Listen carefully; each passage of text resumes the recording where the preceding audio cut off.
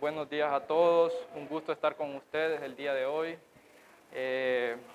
Vamos a dar una breve introducción, ¿verdad?, de lo que hablamos el día de hoy, hipertensión arterial. Y del mismo modo, pues, en lo que hablemos van a ir saliendo algunas de las respuestas del examen de hoy, ¿verdad? Entonces, presten atención para que más o menos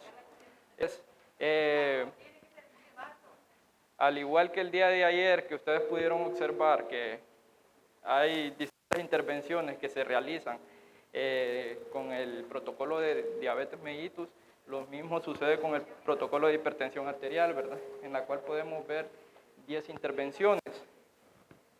Entonces, el protocolo nos habla de los objetivos, ¿verdad?, que es la prevención, el diagnóstico y tratamiento de la hipertensión arterial en personas mayores de 18 años, ¿verdad? Ojo aquí, el protocolo está diseñado para diagnóstico, prevención, tratamiento de hipertensión arterial mayores de 18 años que sean por una hipertensión arterial esencial, ¿verdad? Es decir, que si hay una causa de hipertensión diagnosticada, tiene que ser manejado en segundo nivel de atención, ¿verdad? Identificar los factores de riesgo modificables, ¿verdad?, para prevenir el desarrollo de la hipertensión arterial. Establecer los criterios diagnósticos de hipertensión arterial en primer nivel de atención y seleccionar el tratamiento farmacológico y no farmacológico adecuado, ¿verdad? El alcance, pues, para establecimientos de salud de tipo 1 a tipo 3. ¿Cuáles son estos establecimientos de salud? Pues tenemos un primer nivel de atención y un segundo nivel de atención. El primer nivel de atención está destinado a tratamiento y manejo ambulatorio de las enfermedades. Entonces, estos se refieren a una UAPS, CIS y policlínico, ¿verdad? A ese tipo de establecimientos está a ese tipo de establecimientos se dirige la implementación. El personal, pues básicamente todo el personal que labore en estos tipos de establecimientos de salud, auxiliares de enfermería, licenciados, médicos generales, médicos especialistas en los policlínicos, ¿verdad? Otro tipo de personal, ¿verdad? Y la población diana, pues mayores de 18 años con hipertensión arterial esencial, ¿verdad?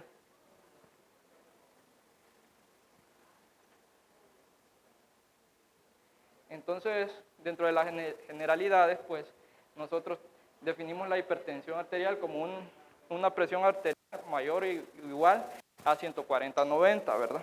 Eso, pues, las guías hondureñas, guías europeas, guías mexicanas, así la establecen. Sin embargo, puede ser que más adelante nos expliquen que las guías americanas hablan de un diagnóstico de presiones arteriales un poco menores a las que nosotros acostumbramos a hacer diagnóstico.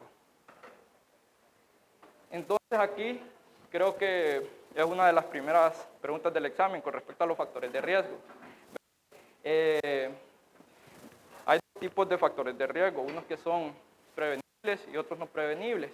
Dentro de los prevenibles tenemos principalmente la edad, ¿verdad? En los hombres, una edad mayor de 55 años y en mujeres una edad mayor de 65 años. Tenemos también el sexo, es más prevalente en hombres que en mujeres. De hecho, aquí en Honduras, la prevalencia estimada en el año 2015 por la OMS fue de 22.6 en hombres y de 20.6% en mujeres, ¿verdad? También están las causas de herencia, ¿verdad? Es un factor de riesgo muy importante y también la raza, ¿verdad? Es más prevalente en los latinos y afroamericanos y tiende a ser un poco más baja la prevalencia en blancos y en personas asiáticas.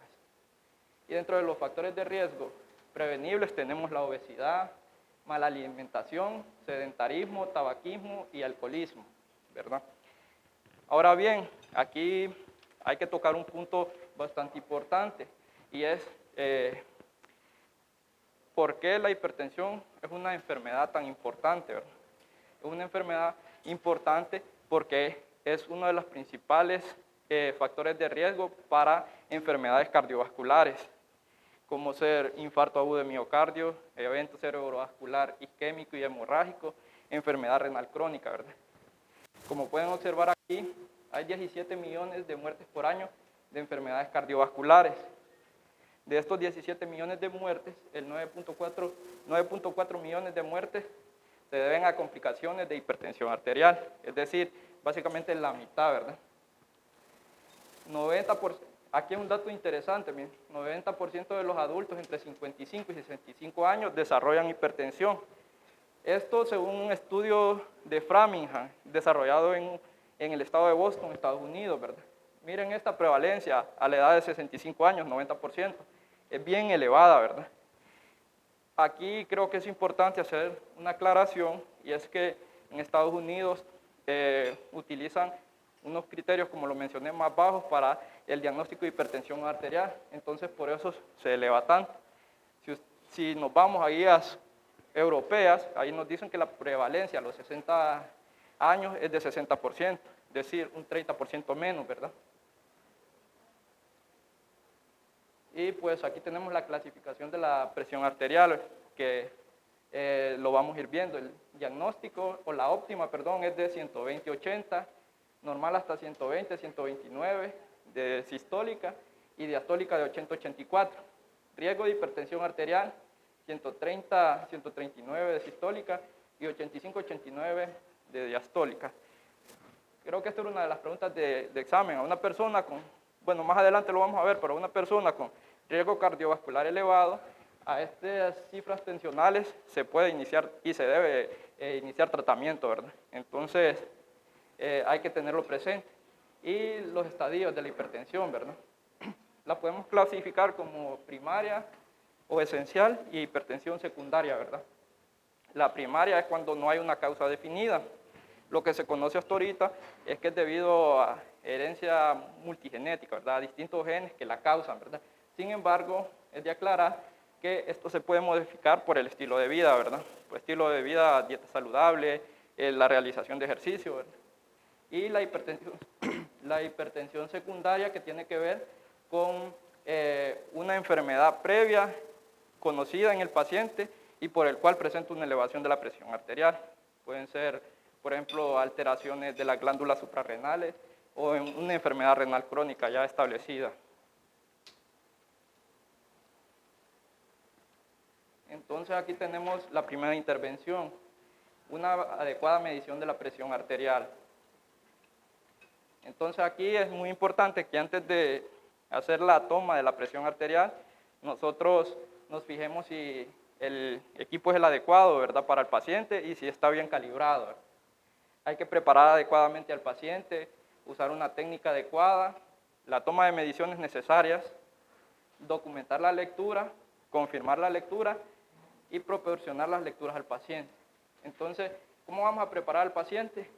Pues es un paciente que previo a la toma de presión arterial debe estar sentado, relajado, en una silla con espaldar por lo menos 5 minutos, ¿verdad? Y evitar fumar, tomar alcohol o bebidas que contengan cafeína por lo menos media hora antes de la toma de la presión arterial. La técnica adecuada de la medición de la presión arterial pues es paciente sentado, que no tenga los pies cruzados, recostado en el espaldar y con el brazo a nivel del corazón, reposando en una mesa, ¿verdad? O en el escritorio de la consulta. La toma de las mediciones necesarias. Entonces, importante aquí mencionar que si con la primera no se está segura si la presión es adecuada, tenemos que esperar entre 1 y 2 minutos para la toma nuevamente de la presión arterial. Aquí vamos a resolver una de las siguientes preguntas y era sobre, después de que usted deja de palpar el pulso radial o braquial, ¿cuánto más se debe insuflar para toma de presión arterial, el efigmo, ¿verdad? Y lo adecuado, según la norma hondureña, es de 20 a 30, ¿verdad? Entonces, hay que tener presente. Y después de insuflar, disminuir o desinflar el manguito del efigmo a una velocidad de 2 miligramos por segundo, ¿verdad? Documente las lecturas de la presión arterial precisa, como ya sabemos, primero y quinto ruido de Korsakoff. Y confirmación de la lectura. Ojo, importante este dato. La norma hondureña nos refiere que nosotros siempre debemos confirmar la lectura, confirmar la presión arterial hecha en preclínica, es decir, apoyada en el espaldar, las piernas no deben estar cruzadas. Aquí el manguito, si se fija, tiene que estar 2 centímetros por encima del codo, ¿verdad? Aquí, por ejemplo, son muy arriba, podríamos decirlo, ¿verdad? Y aquí tenemos otros métodos de medición de la presión, que en el examen había, por ejemplo, hablaba sobre a una paciente que se le puso un AMPA, ¿verdad? Que es un automonitoreo de la presión arterial, y también hablaba de un monitoreo ambulatorio de la presión arterial. Bueno, tenemos que el mapa, que creo que ya lo hemos escuchado, ¿verdad? Este se usa más que todo de forma especializada, ¿verdad? El cual tiene que tener el aparato por lo menos 24 horas y se hace de forma ambulatoria, ¿verdad? Aquí pues es importante que se debe hacer previo a la colocación del aparato una toma manual de la presión arterial, y si esta es mayor de 5, se debe de ajustar de nuevo el aparato, ¿verdad? Las actividades que va a realizar el paciente, pues con normalidad, solo que se debe abstener de realizar ejercicio intenso. Y es importante que debe registrar las actividades cuando haya insuflación del aparato, ¿verdad? ¿Por qué? Porque va a presentar variaciones de la presión arterial si está comiendo, si ha bebido algún medicamento, cuando se levanta, cuando se acuesta. Y el AMPA, que es automonitoreo de la presión arterial, se recomiendan dispositivos automatizados. Se revisa el tamaño del manguito, sea el apropiado, al menos el 80% de la circunferencia braquial, y se solicita medición diaria durante 3 o 4 días. Lo adecuado es incluso hasta 7 días. El horario para hacer las tomas, pues lo que se aconseja es que sea entre 6 y 9 de la mañana y 6 y 9 de la noche, ¿verdad? Y tenemos aquí otros 2 diagnósticos importantes, que es hipertensión de bata blanca y hipertensión oculta o enmascarada. La hipertensión de bata blanca pues tiende a ser una elevación de la presión de grado 1, es decir, una presión elevada pero no tan elevada, ¿verdad? No hay daño orgánico, riesgo cardiovascular bajo, MAPA y AMPA son normales, prevalencia del 13%. Aquí es importante mencionar que debemos reevaluar a este paciente en aproximadamente 3 a 6 meses, ¿verdad? Porque si bien tiene un riesgo cardiovascular bajo, se ha demostrado que tiene un riesgo mayor a lo normal de desarrollar hipertensión más adelante, ¿verdad? Y generalmente, pues, las personas que lo van a presentar van a ser personas jóvenes, mujeres, que no consumen tabaco. Y la hipertensión arterial oculta son cifras normales en la consulta, pero MAPA y AMPA elevados, es decir, lo contrario, ¿verdad?, la hipertensión de bata blanca. Y esta sí tiene un riesgo cardiovascular similar a hipertensión arterial, por lo cual en esta, pues, sí se recomienda el tratamiento, ¿verdad? Y generalmente tiende a ser en personas de una mayor edad, en hombres, incluso en personas que realizan una actividad física adecuada. Y eso sería todo. Gracias.